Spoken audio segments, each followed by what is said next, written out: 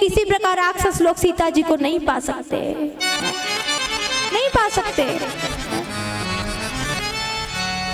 विश्वामित्र जी, राम जी, लक्ष्मण जी आकर के अपने सोने के सिंहासन पर बैठे। सिया स्वयंवर देखिया जाई,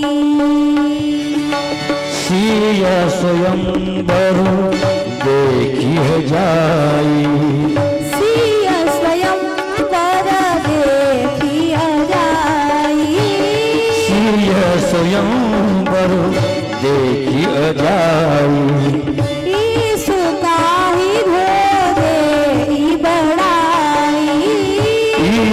काहि धो देहि बड़ाई, सिया स्वयंवर देखिया जाई, सिया स्वयंवर देखिया जाई।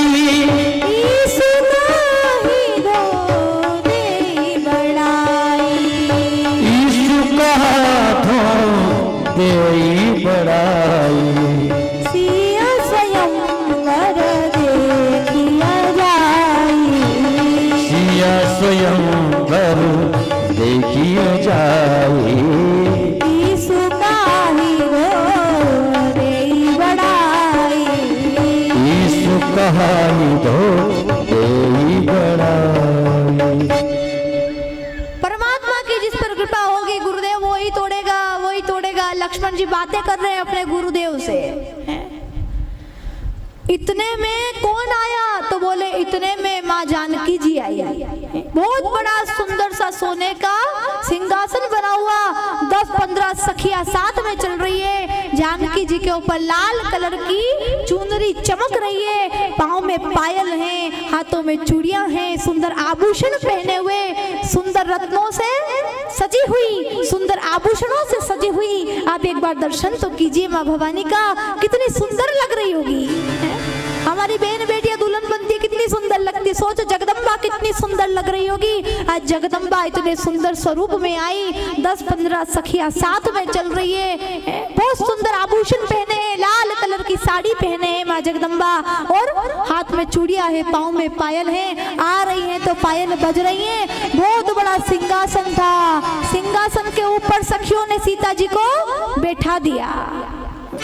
कैसी सुंदरता है, कितनी सुंदरता है। तो गोस्वामी जी ने लिख दिया, सिय शोभा नहीं जाई बखानी, सिय शोभा नहीं जाई बखानी, सिय शोभा नहीं जाई बखानी, सिय शोभा नहीं जाई बखानी।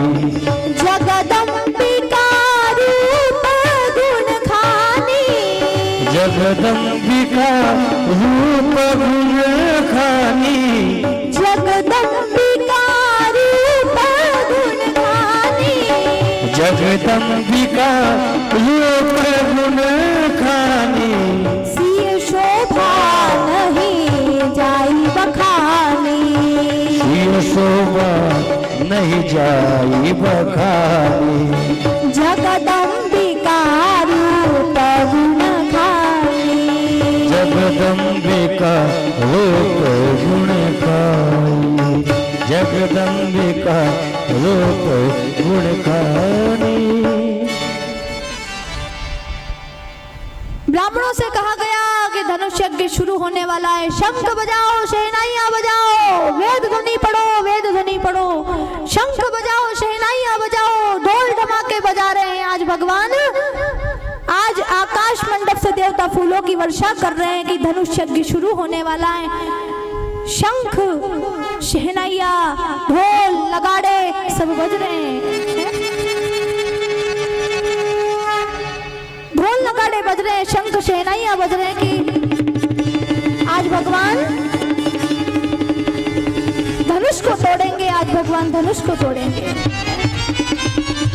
देवता ऊपर से फूलों की वृष्टि कर रहे हैं कि धनुष यज्ञ शुरू होने वाला है, धनुष यज्ञ शुरू होने वाला है। अब तो देखो, राक्षस लोग जिन्होंने राजा का रूप बना रखा था, अपने घमंड में चूर है, घमंड है कि कुछ भी हो जाए धनुष तो हम ही तोड़ेंगे, कुछ भी हो जाए धनुष तो हम ही तोड़ेंगे। तो पता है क्या हुआ, एक राजा उठा, उठ करके धनुष के पास गया, जा करके धनुष को हाथ लगाया, इतनी जोर से खींचा, इतनी जोर से खींचा, तोड़ना तो दूर, हिला तक नहीं पाया, हिला तक नहीं पाया। फिर दूसरा राजा उठा, धनुष के पास गया, धनुष को दोनों हाथ से पकड़ा, पूरा जोर लगा दिया, जिसमें 10,000 हाथियों का बल था, पूरा पूरा वजन लगा दिया, पीछे की तरफ खींचा, लेकिन नहीं खींच पाया, पसीना पसीना हो गया, धड़म से गिर गया। 10,000 राजा एक साथ उठे, 10,000 राजा एक साथ उठे, उठ करके धनुष के पास गए, 10,000 राजाओं ने एक साथ पकड़ा, पकड़ करके खींचने की कोशिश की, लेकिन हिला तक नहीं पाए। 10,000 राजा पसीने में चूर होकर के गिर गए। अब धनुष तो बड़ा भारी, कोई नहीं हिला पाया। जनक जी को क्रोध आ गया, जनक जी ने कहा, अरे ये धरती का वीरों से खाली है, अगर मुझे पहले पता होता कि धरती वीरों से खाली है तो मैं इस धनुष यज्ञ का आयोजन करता ही नहीं। मेरी बेटी चाहे कुंवारी रह जाए, लेकिन मेरी प्रतिज्ञा झूठी नहीं हो सकती, क्योंकि मैंने प्रतिज्ञा रखी थी कि जो धनुष को तोड़ेगा उसी से बेटी का विवाह होगा। अरे मुझे क्या पता कि यहाँ पे तो सब कमजोर राजा बैठे हुए हैं, ये धरती तो वीरों से खाली है, ये धरती तो वीरों से खाली है। अब जहाँ पर रघुवंशी बैठे हो वहाँ ये बात शोभा देती है? बिल्कुल शोभा नहीं देती। अब तो लक्ष्मण जी को क्रोध आ गया, खड़े हो गए, अरे जनक, जनक जी कैसी बातें करते हो, सभी राजाओं का बल आपने देख लिया, लेकिन मेरे भाई का बल देखा है क्या?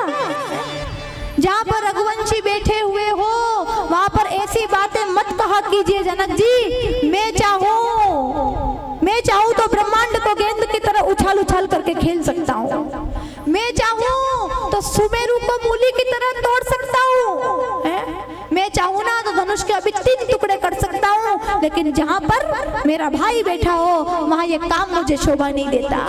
आप क्या समझते हैं कि मैं ये नहीं कर सकता? मैं ये कर सकता हूँ, अरे मैं तो इस ब्रह्मांड को गेंद की तरह उछाल करके खेल सकता हूँ, मैं सुमेरु को मूली की तरह चकनाचूर कर सकता हूँ। भैया कुछ भी हो जाए दिखा दीजिए अपना पराक्रम, दिखा दीजिए अपना पराक्रम, आज दिखा दीजिए जनक जी को कि आप क्या हैं, दिखा दीजिए, खड़े हो जाइए, दिखा दीजिए भैया, दिखा दीजिए। अब तो भगवान श्री रामचंद्र जी ने मन ही मन गुरुदेव को प्रणाम किया, मन ही मन प्रणाम गुरु कीना, मन ही मन अपने गुरुदेव को प्रणाम किया और कहाँ गए? धनुष के पास गए। जैसे ही रामचंद्र जी धनुष के पास गए तो सीता मैया ने गणेश जी को मनाया कि हे गणेश जी महाराज, हे गणेश जी महाराज, हे कार्तिकेय भगवान, हे कार्तिकेय की माता, गणेश जी की माता पार्वती जी, मैंने आज ही के दिन के लिए तुम्हारी पूजा की थी, मैंने आज ही के दिन के लिए तुम्हारी पूजा की थी, आज वो समय आ गया है कि तुम पूजा का फल मुझे दो। हे गणेश जी प्रसन्न होइए, हे गणेश जी प्रसन्न होइए, इस धनुष के भारीपन को हर लीजिए। माँ जानकी जी मना रही है, गणेश जी प्रसन्न होइए, कार्तिकेय जी प्रसन्न होइए, हे जगदम्बे माता, हे भगवान भोलेनाथ, हे महादेव, हे महाकाल, प्रसन्न होइए, प्रसन्न होइए, प्रसन्न होइए, धनुष के भारीपन को दूर कीजिए ताकि स्वामी आराम से इसको तोड़ सके। सीता मैया कह रही, गणेश जी कृपा करो, गणेश जी कृपा करो, धनुष के भारीपन को हर लीजिए, धनुष के भारीपन को हर लीजिए। मन ही मन मनाव अकुलानी, गणेश जी